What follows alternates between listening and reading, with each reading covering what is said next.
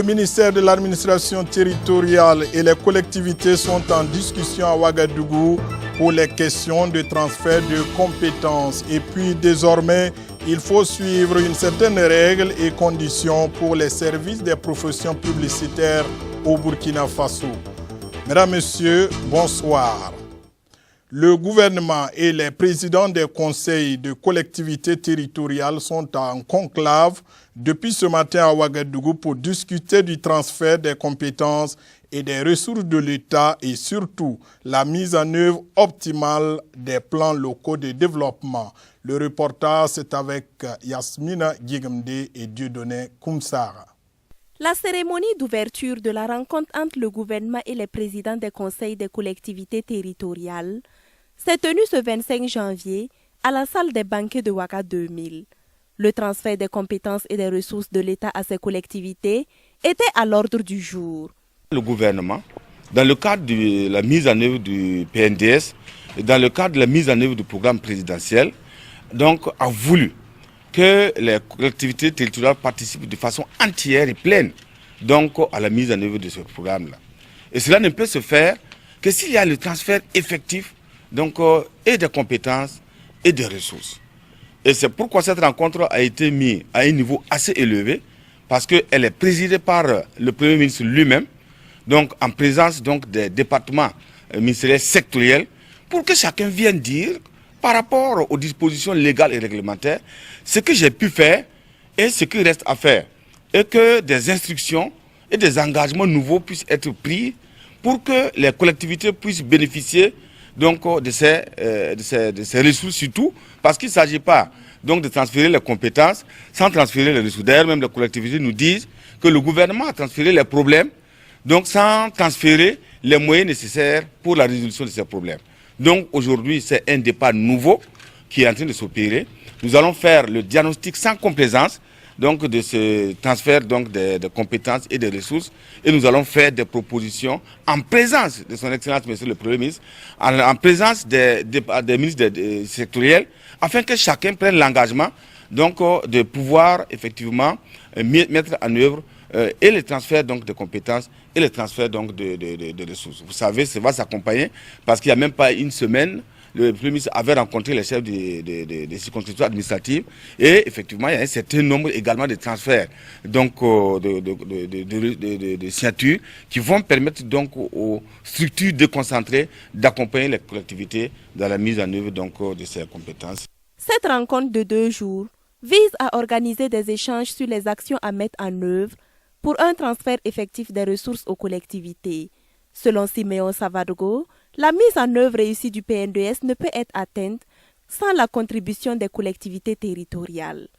Il me semble illusoire de penser à l'atteinte des ambitieux objectifs du PNDS sans une contribution notable des collectivités territoriales à qui revient naturellement la lourde charge de son opérationnalisation à la base à travers la mise en œuvre des plans locaux de développement. C'est dans ce sens qu'il est prévu la signature de contrats d'objectifs entre le gouvernement et les collectivités territoriales en vue de réussir l'arrimage des plans locaux de développement avec le PNDS. Il faut noter que depuis 2009 à nos jours, plus de 175 milliards de francs CFA ont été transférés aux collectivités territoriales pour l'exercice des compétences. Pour cette année 2018, il est prévu le transfert de près de 44 milliards de francs CFA aux collectivités, avec de nouveaux domaines couverts tels que les foires et les abattoirs, la sécurisation foncière et la formation professionnelle. Au Burkina Faso, l'exercice des professions publicitaires est désormais cadré par un code. Le décret d'application portant définition des conditions et des règles d'application ont été présentés ce matin à la presse et c'était en présence de Yasmina Djigamde et Dieudonné Koumsara. Les publicitaires associés étaient face à la presse ce 25 janvier 2018. Il était question de présenter le nouveau code de la publicité dont le décret d'application fixe le mois de juin prochain. Et ce matin, nous sommes là avec les médias pour Le nouveau code de la publicité, qui est une avancée vraiment dans notre métier. Et ce code nous permet vraiment d'être plus professionnels. Parce que d'une part, ce code précise avec clarté les conditions de création d'une agence de publicité. En plus, ce code spécifie que pour créer une agence de communication ne peut plus tout faire. Elle est obligée de faire une option. Soit tu es agence conseil en publicité, soit tu es régie publicitaire ou éditeur publicitaire ou courtier en communication, en publicité. Une agence de communication ou de publicité ne peut plus tout faire comme ce que nous avons fait jusqu'à présent. Et ce qui est intéressant également, c'est que la loi nous dit que les annonceurs ne peuvent plus aller directement vers les supports pour acheter les espaces. Ils sont obligés de venir vers des agences conseils qui les conseillent, comme leur nom le dit, et va vers les régisseurs pour acheter des espaces pour les annonceurs. Et les supports également ne peuvent plus aller vers les annonceurs dorénavant. Ils sont obligés de déléguer, de mandater des régies pour gérer les espaces.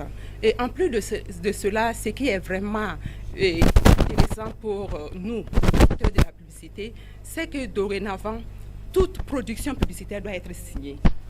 Toute production publicitaire, que ce soit une affiche, un spot télé ou insertion presse, doit être signée par l'agence créatrice.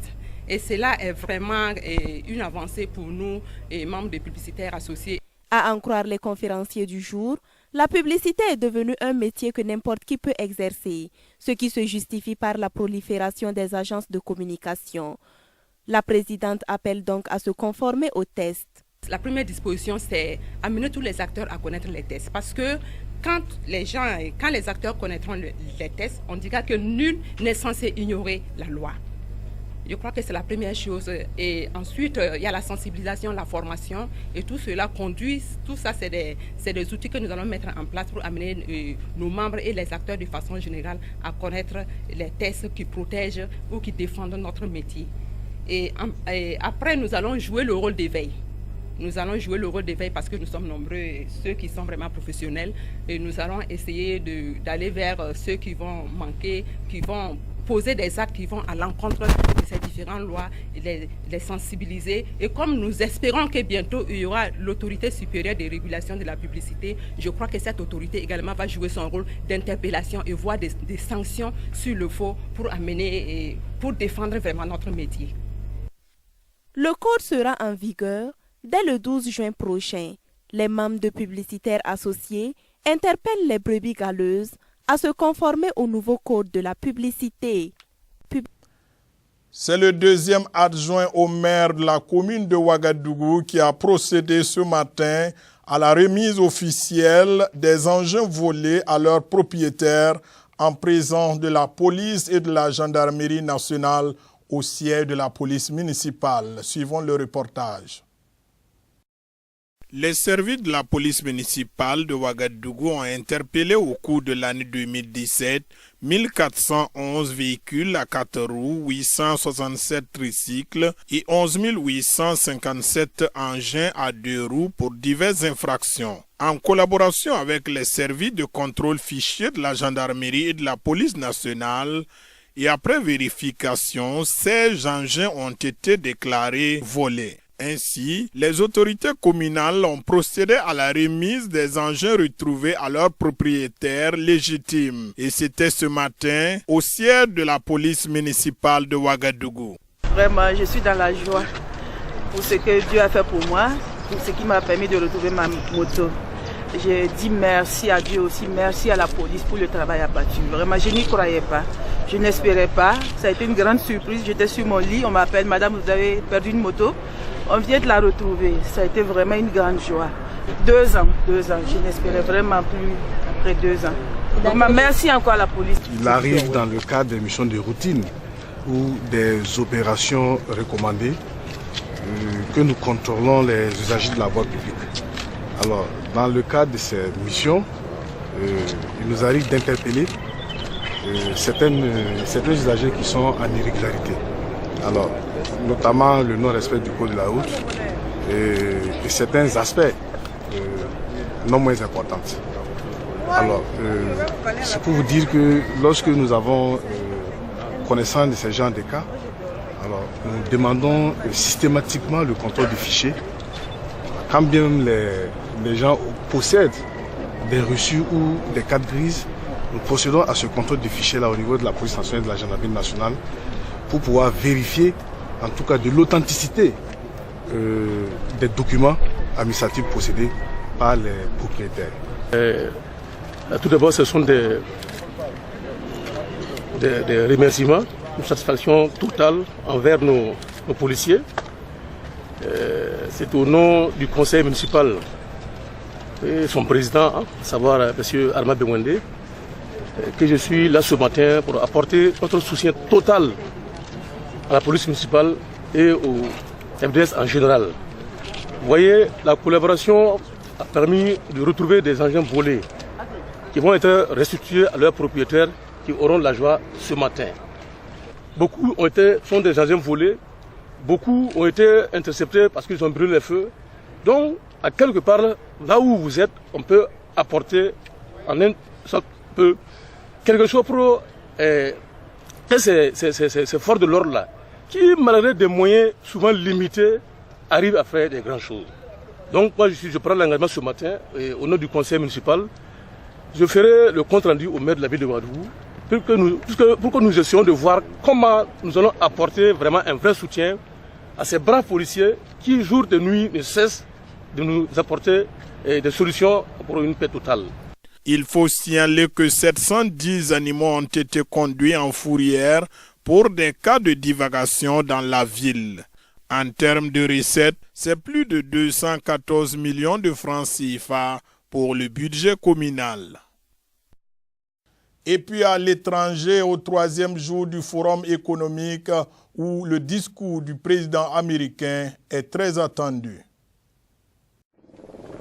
Deuxième journée du Forum économique mondial de Davos en Suisse avec comme guest star ce mercredi les dirigeants allemands et français. Sur place, on retrouve notre correspondante Sacha Vakulina.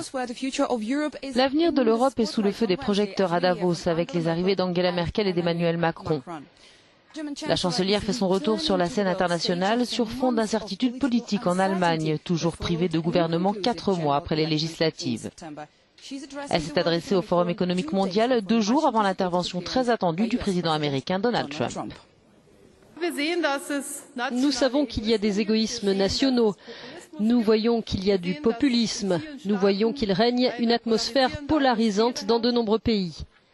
Et sans doute que beaucoup se demandent si la coopération multilatérale est véritablement en mesure de résoudre les problèmes des gens et d'inclure tout le monde, compte tenu de l'énorme défi technologique que représente la numérisation et des changements disruptifs qu'elle entraîne. Sur ce point, il y a des doutes dans tous les pays.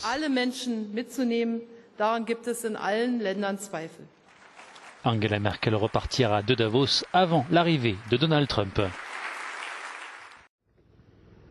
Arrivé en hélicoptère à Davos pour Donald Trump et son équipe, c'est la première fois qu'un président américain se rend au Forum économique mondial depuis Bill Clinton en 2000.